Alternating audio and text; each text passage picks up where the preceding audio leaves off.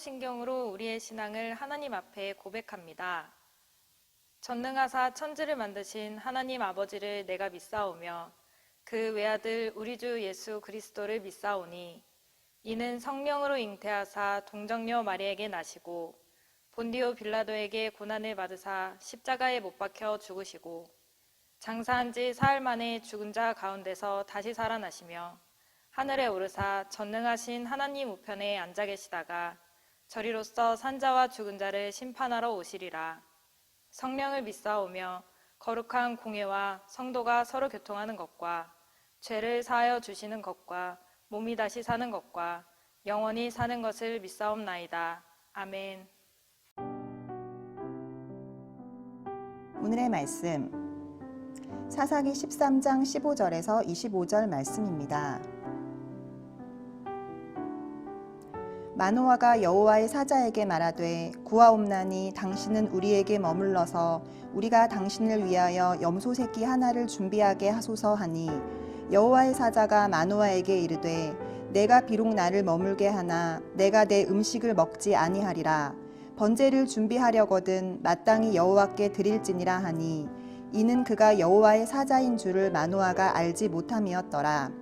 마노아가 또 여호와의 사자에게 말하되 당신의 이름이 무엇이니이까 당신의 말씀이 이루어질 때에 우리가 당신을 존귀히 여기리이다 하니 여호와의 사자가 그에게 이르되 어찌하여 내 이름을 묻느냐 내 이름은 기묘자라 하니라. 이에 마노아가 염소 새끼와 소재물을 가져다가 바위 위에서 여호와께 드리매 이적이 일어난지라. 마노아와 그의 아내가 본즉 불꽃이 제단에서부터 하늘로 올라가는 동시에 여호와의 사자가 제단 불꽃에 휩싸여 올라간지라. 마노아와 그의 아내가 그것을 보고 그들의 얼굴을 땅에 대고 엎드리니라. 여호와의 사자가 마노아와 그의 아내에게 다시 나타나지 아니하니 마노아가 그제야 그가 여호와의 사자인 줄 알고 그의 아내에게 이르되 우리가 하나님을 보았으니 반드시 죽으리로다 하니 그의 아내가 그에게 이르되 여호와께서 우리를 죽이려 하셨더라면 우리 손에서 번제와 소제를 받지 아니하셨을 것이요 이 모든 일을 보이지 아니하셨을 것이며 이제 이런 말씀도 우리에게 이르지 아니하셨으리이다 하였더라. 그 여인이 아들을 낳음에 그의 이름을 삼손이라 하니라.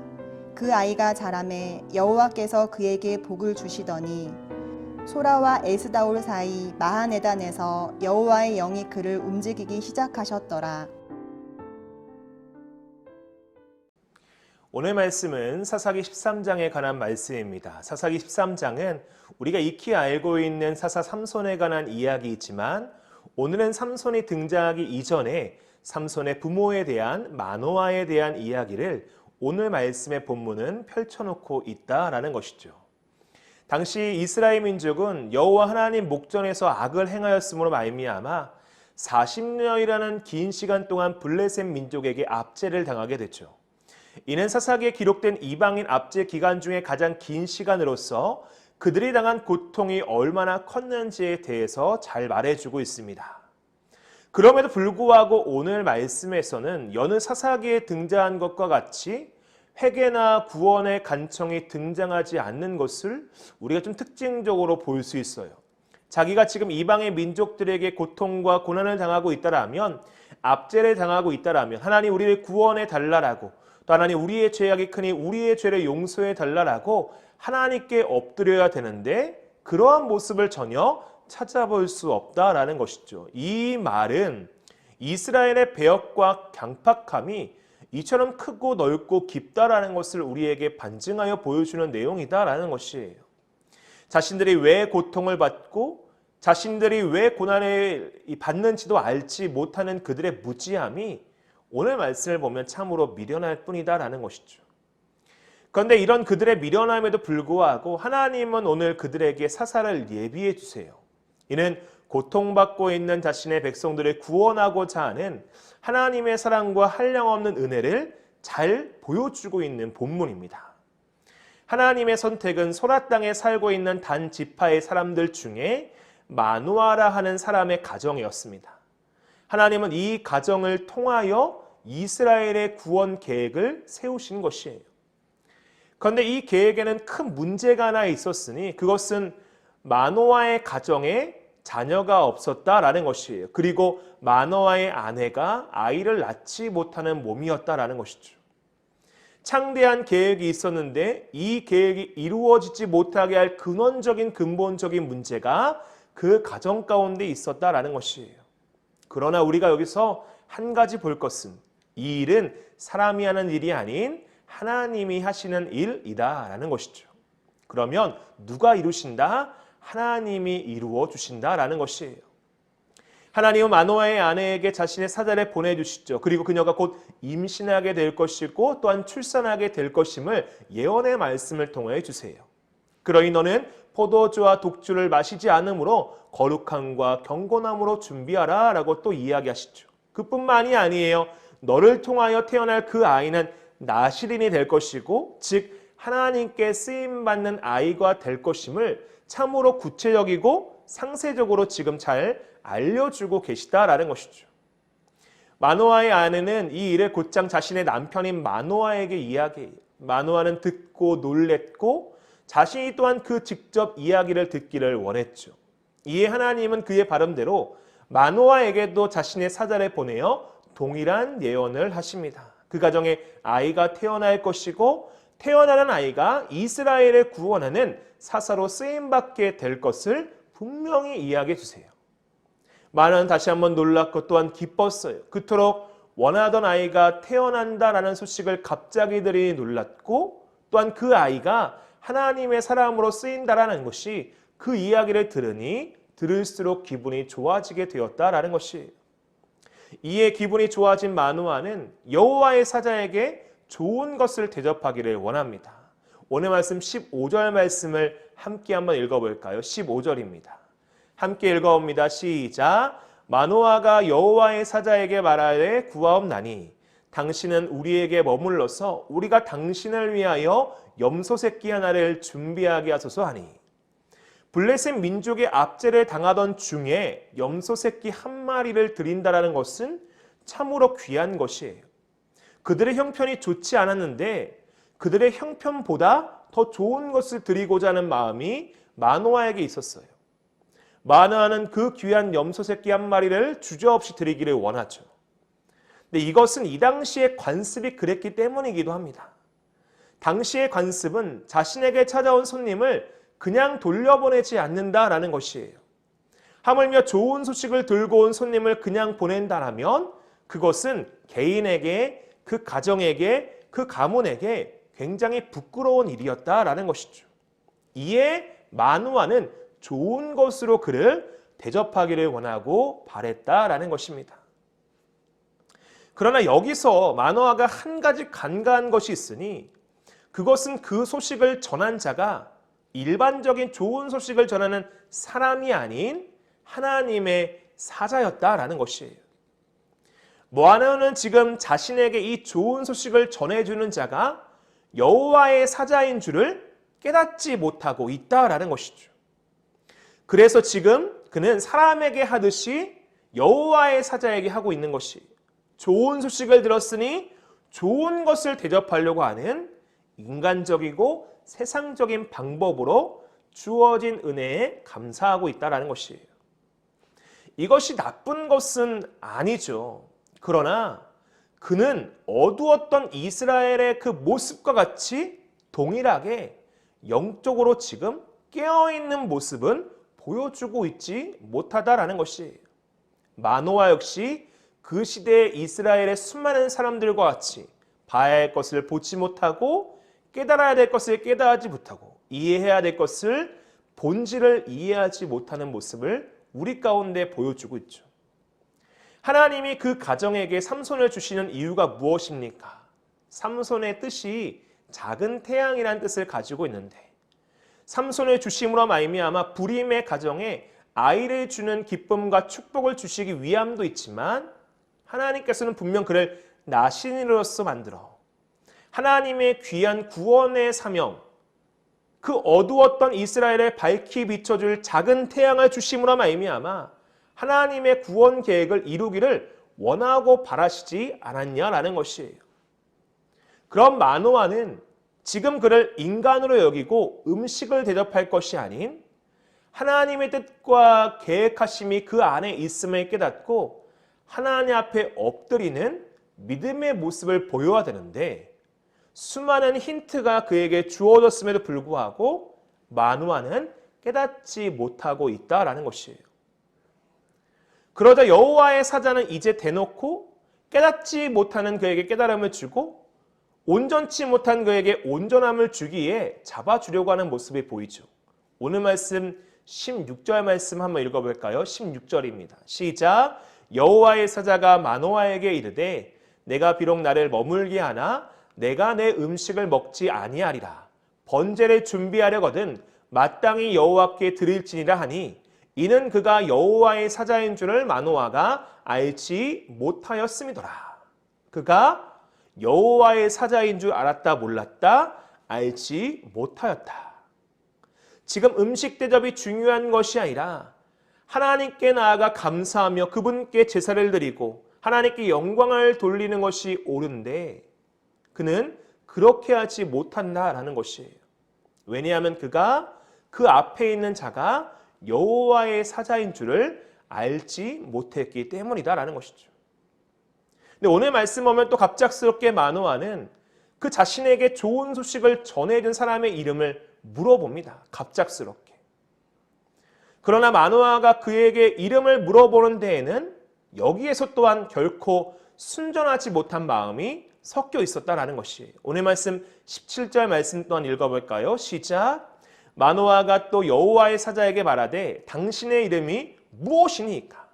당신의 말씀이 이루어질 때에 우리가 당신을 존귀히 여기리이다 하니 이처럼 당신의 말씀이 이루어질 때 그러니까 이루어지지 않는다라면 우리는 당신을 존귀히 여기지 않겠다.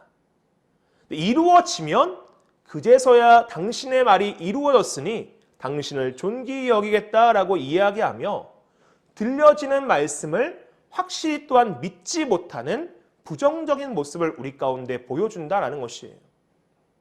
이러한 여러 상황을 볼 때 얼핏 보면 염소 새끼를 드리는 마노아의 모습이 참으로 믿음이 있어 보이지만 자세히 살펴보면 그는 의심했고 불신했고 형식적인 모습으로 자신에게 그 좋은 소식을 전해준 여호와의 사자를 알아보지 못하는 잘못된 모습을 우리 가운데 보여주고 있다는 것이에요.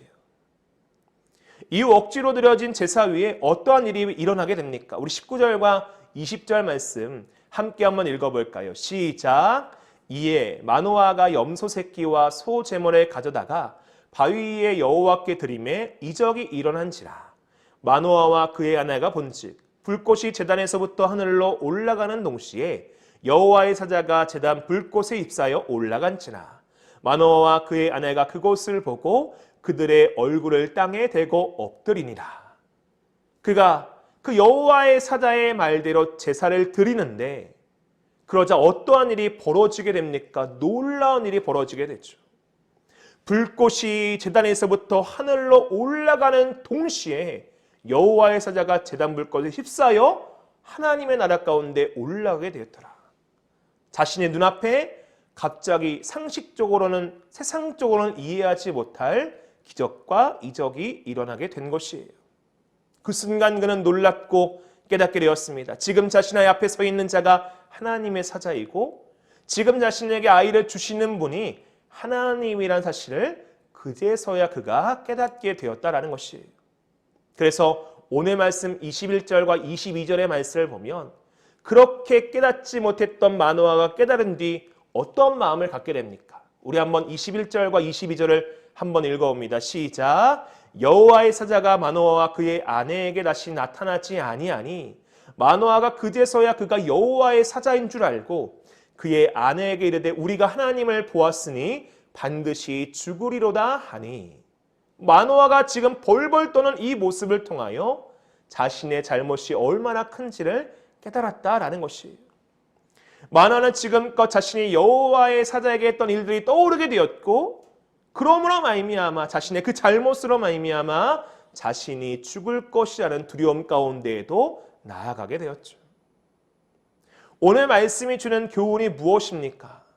하나님은 구원받지 못할 세대를 구원하시기 위하여 사랑과 자비와 긍휼과 은혜를 베풀어 주십니다.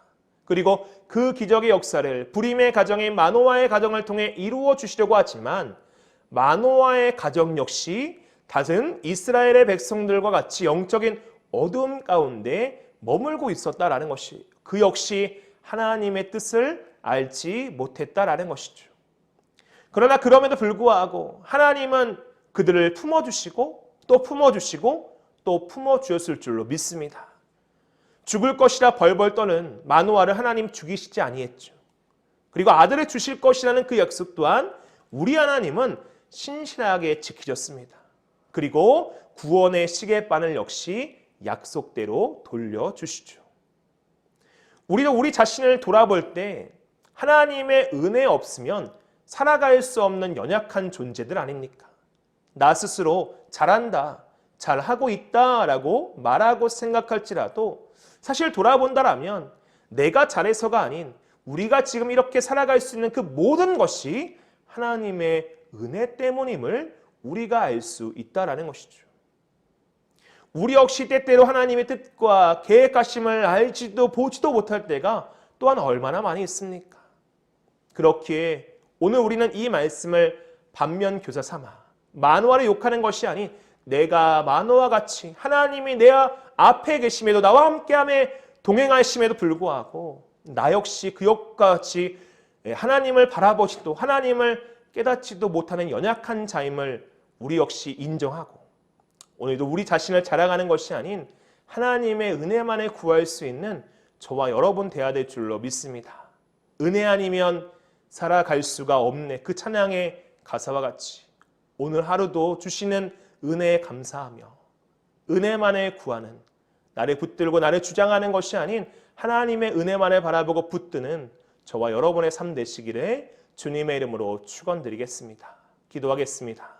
하나님, 오늘 이 마노아의 말씀을 통하여 우리 역시 마노아와 같이 하나님을 바라보지도 하나님이 있음에 깨닫지도 하나님을 느끼지도 못한 연약한 존재임을 다시 한번 깨닫게 하심에 감사드립니다.